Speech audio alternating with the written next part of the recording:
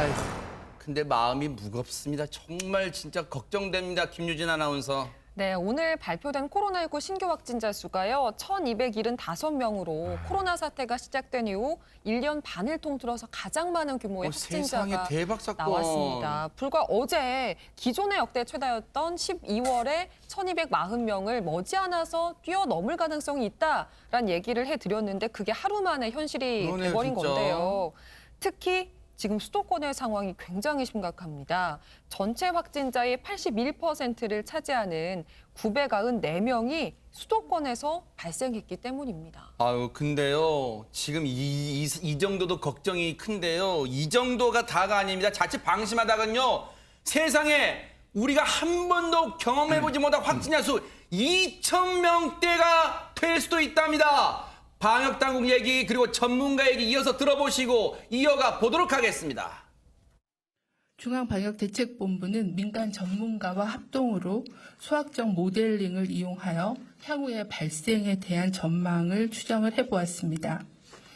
7월 말 환자 수를 기준으로는 현 수준이 유지되는 경우에는 1,400명 정도의 수준에 도달할 수 있으며 현 상황이 악화될 경우에는 2,000여 명이 넘을 걸로 예측을 하고 있습니다. 하지만 적극적인 방역수칙 준수를 통해 확산이 억제되는 경우에는 환자 수는 감소세로 전환될 수 있습니다. 2,000명이 되는 거는 저는 영국이나 이런 것처럼 그 검사 건수를 획기적으로 늘리면 지금도 2,000명이 나오죠.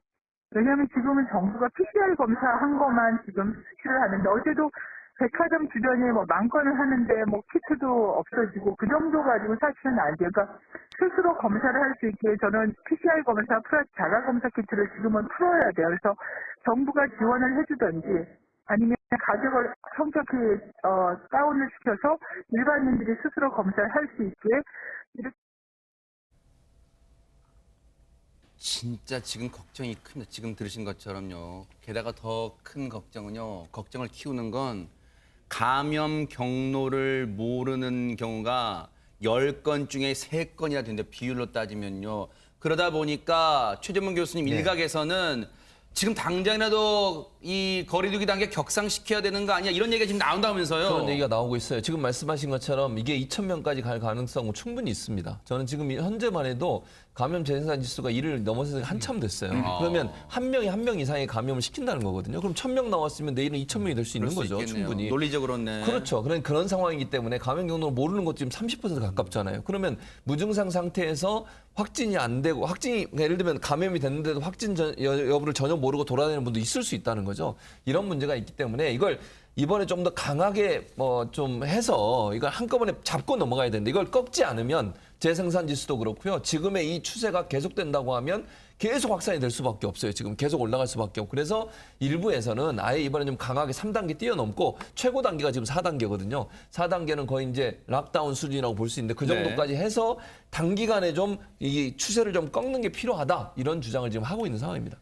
그런데 그래서 정부의 고민이 클 수밖에 없어. 왜냐하면 김복준 의원님 4단계가 만약에 된다면 우리 국민이 큰 고통을 감내해야 되기 때문입니다. 일단 4단계가 되면요. 사실상 이 국민들이 외출 금지예요. 아, 그래요? 이를테면 이런 겁니다. 18시 이전에는 4명까지 모일 수 있지만 저녁 6시 이후에는 사적 모임이 2명으로 제한이 돼버리는 거예요. 거기에다가 결혼식, 장례식은 친족만 참석할 수 있게 되고요. 종교시설에서 예배, 미사, 법회 이거 비대면으로 해야 됩니다. 온라인으로. 네. 예, 그다음에 이제 클럽이라든지 나이트, 그다음에 헌팅 포차, 감성 주점 이런 데는 아예 이제 전면 집합 금지 영업이 아예 안 되는 거고요. 지금은 22시까지 하지 그렇죠, 네. 않습니까? 거기다가 또 집회라든지 이런 건 1인 시위만 가능하도록 되고요. 네. 학교 수업도 전면 원격 원격 수업합니다. 수업. 스포츠 경기 무관중. 예, 그다음에 숙박 시설도 3분의 2만 운영하도록 돼 있어요. 이건 국민의 어떤 일상이 완전히 다 뒤바뀌어 버리는 거예요. 그러니까 예. 경제도 올스톱까지는 아니어도 지금 상당히 멈출 수밖에 없어요. 이러다 보니까 당장 물론 여러 곳곳에서 아직 4단계가 되진 않았지만요. 이렇게 되면은 결혼 날짜 잡아둔 예비 신랑 신부들 걱정도 클 수밖에 없어. 얘기 들어보시고요. 이어가 보도록 하겠습니다. 매일매일이 살얼음판인데 오늘 특히 뭐 너무 충격적이어가지고 이제 이렇게 되면 다 연기 또 해드려야 되고 네. 또 취소 원하면 또 취소해드려야 되고 결혼식 계약하신 분들은 이제 2030 세대 분들인데 네. 신랑 신부들이 멘붕이 온 거지. 지금 우리 사업자들은 어차피 정부에서 지원 일원 한 푼 현재 된 것도 없고 우리가 출산 지원 정책으로 연 뭐 20조씩 쓴다는데 네. 출산이라는 건 뭐냐면은 결국에 결혼을 해야 출산할 거 아니에요. 아니 결혼식 좀 도와주면 안 되나요? 그런 결혼. 그러니까요. 근데 어디 비단 지금 예비 신랑 신부만 걱정이겠습니까? 지금 기업들도요 대책을 짜느라 골머리를 앓고 있는데 지금 재택근무를 적극 권장하고 있다면서요, 안진영 기자님. 네, 위기의식을 느낀 각 기업들도 바로 오늘 새로운 지침들을 내렸는데요. 삼성전자는 출장이나 회식, 집합교육 등의 활동을 당분간 자제하고요. 한화건설은 본사 인원의 30%의 재택근무 지침을 내렸습니다. DLENC는 본사 인원의 50% 재택근무를 지침이고요. 대한항공은 본사 및 서서운 사업 등에 대해서요. 부선의 필수 인력을 제외하고는 최대한 재택근무를 권고하는 등 전반적으로 재택근무 비중을 크게 늘리고 있는 추세입니다. 그런데 비단 민간 기업뿐 아니라 지금 걱정되는 것은 공기업이나 공무원들의 걱정도 이만저만이 아닐 것 같습니다. 이인철 변호사님. 공무원과 공기업은 일을 할 수밖에 없지 않습니까? 그렇죠, 네. 그래서 이제 사람들을 만날 수밖에 없는데 그래서 여러 가지 고민이 많다고 합니다. 뭐 저희 회사 같은 경우에도 식사는 밖에 나가서 안 한 지 오래됐고요. 다 아하. 도시락을 시켜 먹고 회의 같은 경우도 다 온라인으로 하거든요. 그리고 이제 상담할 때도 이제 칸막이나 마스크 쓰고 하는데 근데 저는 좀 걱정이 들어요. 물론 이제 빠삭해가지고 코로나를 더 확실히 잡으면 좋겠지만 그런다는 보장이 없거든요. 이게 예방 백신이 다 온 국민이 맞지 않는 이상 코로나는 계속해서 창궐할 수밖에 없고 또 예방 백신을 맞아도 변이 발현사가 나오면 그럼 앞으로 뭐 10년 동안 계속해서 경제를 봉쇄하면은 자영업자 다 죽을 수밖에 없거든요. 아하. 그래서 저는 이런 생각이 듭니다. 지금 그 외국 선진국에서 예방 접종을 맞고 나서 만약에 코로나가 걸리면 굉장히 경증이라고 하거든요. 뭐 죽는 사람도 없어지고 그래서 독감같이 이거는 계속해서 어떻게 보면 병준할 수 있는 상황이 발생할 수도 있기 때문에 네. 약간은 좀 우리가 인식의 전환이 필요하지 않나 이런 생각도 듭니다. 그리고 우리가 혼동해서는 안 되는 게요. 언론 보면 뭐 백신 접종률 30% 나는데 그 30%는 뭐냐면 1차 접종을 마치신 분들이 그렇죠. 30%예요. 2차까지 완전히 다 마치신 분들은 이제 10% 정도 겨우 넘은 정도예요. 아직 모자란 상황이에요. 지금 그러다 보니까 아직은 우리의 백신 접종률은 갈 길이 멀어요. 그런데 30%란 말만 1차 접종 마친 말만 듣고 많이 맞았네. 우리 좀 나아졌네 상황. 이런 착시 현상, 혼동 절대 금물입니다. 왜냐하면 방심으로 이어질 수 있기 때문이에요. 그러다 보니까 최진봉 교수님 서울시가 특단의 조치를 내놨다면서요. 네, 그렇습니다. 지금 현재 가장 문제가 되는 게 뭐냐면 전체 발생 인원 중에 수도권에서 발생하는 인원이 엄청나게 많아요. 그러니까 전체 우리나라 지금 통계적으로 1,200명 이렇게 얘기하잖아요. 이 중에 수도권의 발생 비율이 81%라는 어머 세상에. 그러니까 대부분이 다 수도권에 모여 있어요. 지금 오늘 같은 경우도 994명이거든요. 수도권에서만 1,000명 가까이가 나온 거라고 볼 수 있는데 그래서 방역 대책을 좀 더 강화시켜서 서울시에서 내놓은 대책을 보면 학원이나 음식점, 노래방 종사자들은 신체 검사를 하도록 명령을 내렸습니다. 그러니까 이상이 있든 없든 일단 가서 검사 받으라는 거고요. 대중교통은 10시 이후에 선제적으로 먼저 받아라. 그렇죠. 그러니까 먼저 받으라는 자기의 거예요. 어떤 그 증세가 없어도 네, 맞습니다. 자발적으로 그렇습니다. 대중교통은 10시 이후에 20% 감축 운행하기로 했고요. 선별 진료소 지금 현재 26개소가 운영되고 있는데 이걸 2배로 확충해서 51개소로 늘려서 네. 누구든 원하면 선별 진료소에서 진료를 받도록 하겠다. 이렇게 좀 얘기를 하고 있습니다. 근데 지금요, 앞서 보신 것처럼 전체 확진자 중에 서울 수도권에서 81%의 확진자 나온다 그랬잖아요. 지금 웃픈 상황이 뭔지 아세요? 일이나 어떤 부득이하게 서울 수도권 계신 분들이 지방에 갈 일이 계시잖아요. 지방에서는 싫어한답니다. 상거리 한다는 거예요. 지금 이런 상황까지 됐어요, 지금. 이게 웃픈 상황, 웃지도 못할 상황이 지금 가슴 아픈 상황이 된 거예요, 지금. 이런 상황이다 보니까 서울만, 안진용 기자님이 뭐 지금 굉장히 아이디어가 지금 계속 다 나오는 상황인데 그러면 차제에 서울만 거리두기 단계를 격상하자 뭐 이런 얘기도 나온다면서요. 네, 이 서울을 포함한 수도권 내에서도 이 환자 발생 속도가 지역별로 좀 차이가 있습니다. 그래도 워낙 지금 위중한 상황이니까 일괄 적용하는 게 맞지 않느냐라고 하는데 서울만 할지 아니면 수도권을 하나의 전체로 보고서는 단계를 조정할지를 생각을 하고 있는데 왜냐면은 이 4단계 같은 경우는요. 그동안 우리가 한 번도 경험하지 못한 환경이 되는 겁니다. 그 안에서는요.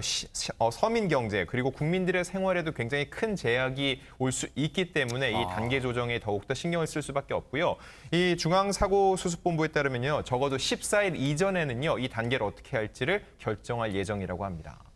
그래서 지금 정부가 지금 주의 깊게 지켜보고 있어요. 지금 정부도 촉각을 곤두세우고 있고 지금 고심 중이에요. 앞으로 이제 어떻게 해야 되는지. 그러면서 안진용 기자님, 오늘부터 이제 당장 실시하게 된 제도가 있다는데 대체 뭡니까? 어떤 걸 실시한다는 거예요? 네, 방역 강화를 위해서 원 스트라이크 아웃 제도를 도입을 합니다. 그게 뭔데요? 이게 뭐냐면요. 기존에는 방역 수칙을 위반했을 때 1차에서는 경고에 끝났는데 오늘부터는 중대 방역 수칙을 위반하면은 곧바로 운영 중단 10일에 돌입을 하게 됩니다. 아하. 방역 당국은 이 방역 지침의 실효성을 확보하기 위한 차원이라고 설명을 했고요. 김부겸 국무총리는 지난 6일요. 이 소상공인들이 어려운 시기를 보내고 있는 것은 알고 있다. 하지만 이 감염병과의 싸움에서 이겨야 다른 방법을 모색할 수 있다면서 시민들에게 협조를 당부하고 있습니다. 김부겸 총리가 현장을 직접 찾아 호소하고 있는 영상 한번 보시고 이어가 보도록 하겠습니다. 이 지역의 업소들을 찾아다니면서 꼭 이 방역 수칙을 지켜주실 것을 요청드리고 지금 그 외에는 방법이 없습니다. 서울에서 폭정을 하는 이걸 막아내지 못하면 온 국민들이 다시 고통에 빠지지 않겠습니까? 사장님 죄송해요. 힘든데 도움은 못 되고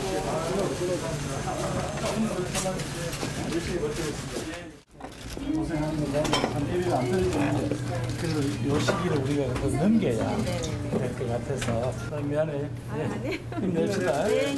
여러 가지 힘드신데 미안해요. 확진자 나오고 하면 고생하고 사람들이 다 결과적으로는 못 모이게 되잖아요. 조금 더 힘드시더라도 조금만 예. 고맙습니다. 자영업자들도 힘내겠습니다. 네. 심야 영업이라든가 비밀 영업을 하다 걸리면 네네네. 지금은 가참시 해를 아, 예. 바로 원스트라이크 아웃입니다. 네, 알겠습니다. 고맙습니다. 사장님 부탁해요. 고맙습니다. 근데요, 김복준 의원님. 네. 사실 방역 당국 또 김부겸 총리의 저 말에 제가 무슨 힘을 빼자고 하는 말이 아니지만요. 저렇게 호소를 하지만 자영업자분들이 사실 다 받아들이기가 좀 힘들 것 같아요, 지금. 사실은 방역 지침 이제 조만간 완화될 것처럼 얘기 있었잖아요. 혹자는 그런 얘기하더라고. 희망 고문 당했다고. 자영업자들이 오직하면 그런 얘기하더라고. 조만간 마스크 벗고 돌아다닐 수 있고 여행도 갈 수 있느니 하느니 이런 얘기가 나오다가 급격히 지금 이게 증가하는 양상을 보이면서 이제는 그걸 넘어서서 그것까지는 바라지도 않아요. 지금 현 상태만 유지돼도 다행이라는 생각이 들 정도로 이제 이런 얘기가 나오니까 유흥업소 같은 거 이런데 그 업주들은 반년 넘게 영업 못했단 말이죠. 그러면 저분들 사실 코로나로 병 걸려서 속된 말로 죽는 거나 굶어 죽는 거나 마찬가지라고 이런 말까지 나올 정도예요. 그러니까 얼마나 속상하신지 그러니까 이분들 모르겠습니다. 정말 속상하고 근데 이제 저 보니까 그래요. 그 영업 통제하는 거요. 그 방역 수칙 안 지키는 그 업장 통제하는 거 원스트라이크 아웃제네. 이거 만들었다고 그러는데요. 근데요. 네. 술 마신 사람 통제하는 게 쉬운 일 아니에요. 그 책임을 유흥업소 운영하시는 분들한테 통째로 미루는 거는 저는 아니라고 봅니다. 술 마신 사람 통제하는 거 저도 옛날에 지구대 파출소도 근무해봤지만 이건 진짜 강력범 다루는 것보다 더 힘들거든요. 이거는 조금 좀 생각을 해보시는 게 좋을 것 같고요. 네. 일부 또 유흥업소 운영하시는 분들은 자발적으로 문 닫는 분도 계시고 하도 이제 왔다 갔다 하니까 이번 기회에 그냥 완전히 통제해가지고 완전히 나은 다음에 하자. 차라리 이런 말도 하시는데 그것도 보장도 없잖아요. 그러니까요. 예. 사실 방역 당국이 공식적으로 말은 하지 않았지만 전문가들 사이에서는 이미 4차 대유행이 시작됐다 이런 말까지 나오는 상황이잖아요. 가게 문을 열어도 가게 문을 닫아도 속이 타들어가는 자영업자분들 얘기 들어보시고 이어가 보도록 하겠습니다. 아쉽긴 한데 그래도 따라야 된다고 생각을 해요. 어쩔 수 없는 일이죠. 그래서도 이제 안내할 때에도 손님들이 잘 모르고 있는 상태에서 얘기를 하게 되면 아무래도 술집이다 보니까 술 드신 분들이 격앙돼 있는 상태니까 그런 트러블도 있고 정부에서 보면 혼란스럽지 않나 그런 생각이 사실 이 시간들이 조금 이제 끝나나 싶었어요. 사실 기대감도 크고 지금 이 분위기 자체가 어떻게 해야 될지 사실 잘 모르겠습니다. 실망도 좀 많이 크고. 걱정 큽니다. 너무 힘드시잖아요. 저 얼굴에 수심 가득한 거 보세요. 그런데 이 걱정이 더 지속될 것 같은 불길한 예감 드는 게 지금 현대백화점 사태가 걷잡을 수 없이 커지고 있습니다. 김유진 아나운서. 그렇습니다. 현대백화점 관련한 누적 확진자가 지금까지 76명 나왔습니다. 근데 이 문제가 시시각각으로 확진자가 계속 속출하고 있는 상황이거든요. 아, 그러면 지금 방송하는 이 중에도 확진자가 더 늘었을 수도 있다는 얘기잖아요, 그러니까요. 지금. 네. 그래서 이게 더 늘어날 가능성을 배제할 수 없는 아주 걱정스러운 상황인데요. 현재 서울시에서 역학조사를 진행하고 있습니다. 그 결과 최초 확진자가 증상이 나타났는데도 계속 근무를 했고 또 물류창고에서 많은 사람들이 드나들면서 이용을 했던 것이 1차적 원인으로 추정된다라고 하는데요. 여기에 더해서 직원들이 장시간 함께 근무를 하면서 탈의실 같은 공용 이용 공간을 사용을 했기 때문에 이 부분이 뭔가 전파의 고리가 된 것이 아닌가 지금 조사를 이어가고 있는 상황입니다. 네. 이번 일로 현대백화점 무역센터점은요, 오는 12일까지 임시 휴업을 들어가게 됐습니다. 여러분, 백화점의 특성은 뭡니까? 정말 많은 사람들이 한꺼번에 많이 모인다는 거잖아요. 그러다 보니까 감염이 전파되기 시작하면 어떻게 되겠어요? 걷잡을 수 없이 퍼진다는 거. 왜? 백화점 왔던 사람이 다 각자 다시 생활 영역으로 돌아가잖아요. 관련해서 백화점 직원분 얘기 들어보시고 이어가 보도록 하겠습니다. 일단 지난 주말이 유독 좀 백화점에 유동 인구가 좀 많았던 것 같고요. 세일도 있고요. 그다음에 상품권 행사도 있어서 월 초에 항상 이렇게 브랜드들이 프로모션을 많이 진행을 해서 백화점에 유동 인구가 좀 더 많았던 것 같아요. 일단 직원들은 직원 식당을 이용을 하니까 마스크를 벗고 식사를 하잖아요. 네. 아니면은 뭐 흡연실, 직원용 화장실을 이용을 하는데 직원용 화장실이 워낙에 좀 협소하고 좁죠. 여러 분들이 많이 오가는 공간이기 때문에 마스크를 벗고 양치하거나 이제 그러는 경우가 있고요. 이제 사실 제일 주목해야 되는 데가 이제 화장실입니다. 마스크를 벗고 양치하고 가글하는 그런 과정이 이제 있고 화장실에 또 입이나 소에 이렇게 손이 가는 경우가 많은데 네. 그러면서 그 뭐 화장실에 수도꼭지나 뭐 휴지, 문손잡이 이런 것들이 오염이 될 가능성이 높고 그걸 뒤에 이용하는 사람이 만지면 바로 감염이 되거든요. 지금 얘기를 들어보니까요, 최재문 교수님, 아무리 방역을 철저히 한다 해도 백화점 특성상, 건물 특성상 구멍이 숭숭숭 뚫릴 수 있다는 얘기네요. 그렇죠. 직원들 같은 경우 지금 말씀 들으신 것처럼 기본적으로 직원들이 식사할 때 이제 마스크를 벗게 되잖아요. 근데 직원들 사이에서는 이제 뭐 안심하고 그냥 마스크를 벗는 거예요. 같이 네네. 일하다 보니까. 근데 그 중에 한 명이라도 확진자가 있으면 그 전체가 이제 확산이 될 수 있고 화장실 같은 경우 직원용 화장실은 더 조그맣거든요. 일반 그 고객들이 쓰는 화장실보다. 그러니까 좀 더 밀접해 있고 거기서 이제 양치질도 하고 밥 먹고 나면 이러다 보면 이제 그 확진자가 있으면 그분들이 만졌던 수도꼭지나 손잡이를 만지면 이제 바로 감염이 되는 거니까 그런 일이 발생할 수 있고 또 하나 이제 문제가 되는 게 보니까 뭘까요? 식품 창고라는 게 있더라고요. 지하 1층에 가면 보통 식품 코너들이 있잖아요. 네. 근데 식품 창고라고 하는 것은 이제 냉장고처럼 돼 있는데 약간 넓게 돼 있으니까 시원하고 선선하잖아요. 식품들을 모아놓은 곳. 그러니까 직원들이 쉴 때 거기 들어가서 쉬시나 봐요. 날씨가 더우니까 거기 들어가면 좀 에어컨이 없더라도 시원해지니까. 그래서 아마 그 안에서 대화도 하시고 간식을 섭취하면서 거기서 또 감염이 된 게 아닌가라고 하는 것이 지금 강남구청장의 어떤 발표다 이렇게 볼 수 있습니다. 네.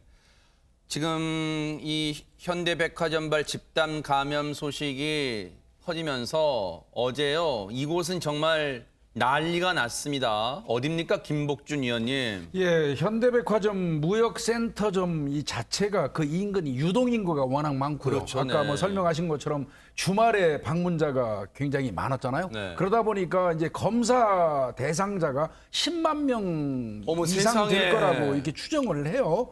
그래서 이제 검사 받으라고 하다 보니까 아침부터 이 검사 받으려고 줄을 쓴 분들이 저기 나오지 지금 이 않습니까? 줄인가요? 예. 네. 수백 미터 이거 줄이 늘어서서 아하. 줄을 쓰게 되고 아마 검사하는데도 3-4시간 걸린 모양이에요. 아하, 네. 완전 북새통이죠. 네. 그래서 받은 사람이 9,750명 정도라고 하는데 네. 그러다 보니까 강남보건소, 이 선별진료소 이런 데에는 4,500개 정도 보유하고 있던 진단 키트가 있었는 모양인데요. 네. 그게 동납을 했어요. 아이고. 그러니까 이제 일시적으로 한 2시간 정도 못 받은 거예요. 또 아하. 그러다가 나중에 2시간 후에 재개가 돼요. 거의 소동입니다 지금. 네.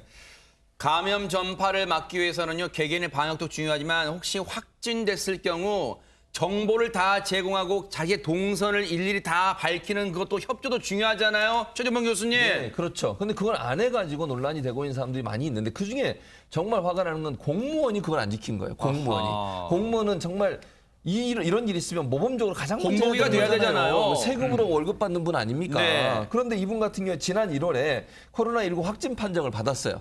근데 이분이 어디를 다녀왔냐면 잘 아시는 지난해 11월, 12월에 가장 논란이 됐던 곳이 어디냐면 경북 상주의 BTJ 열방센터라고 네네네. 종교시설 있지 않습니까? 네네. 거기를 다녀왔어요. 거기서 엄청나게 많은 집단 감염이 일어났고요. 그뿐만 아니라 그 이후에 대전에 있는 한 교회를 방문했는데 그 교회에도 집단 감염이 일어났어요. 네. 근데 이 두 가지 갔다 온 내용 동선을 숨겼던 거예요. 아하. 이걸 얘기했으면 이 사람과 관련된 것들을 다 조사를 했을 거 아니에요? 네. 근데 여기 간 내용을 숨기는 바람에 결국 제대로 조사가 안 이루어졌고 그것 때문에 더 많은 사람한테 확산돼서 네. 이분이 감염병 예방법 위반 혐의로 기소가 돼서 재판에 넘겨졌습니다. 재판에 넘겨진 이 공문에 대해서 재판부는 어떤 판단을 내렸을까요, 이인철 변호사님? 그러니까 이제 이해가 안 가는 게 정말로 본인이 뭐 걸린 거는 죄가 아니잖아요. 그러면 다른 사람에게 전파는 안 되도록 동선을 밝혀야 되는데 이게 밝히지 않는 사람들이 꽤 있단 말이에요. 근데 간혹 가다가 이제 뭐 떳떳하지 않거나 가지 말아야 될 곳을 가거나 만나지 말아야 될 사람을 만나는 경우에 안 밝히는 경우가 있거든요. 근데 이 사람은 무슨 이유인지 모르겠지만 밝히지 않았는데요.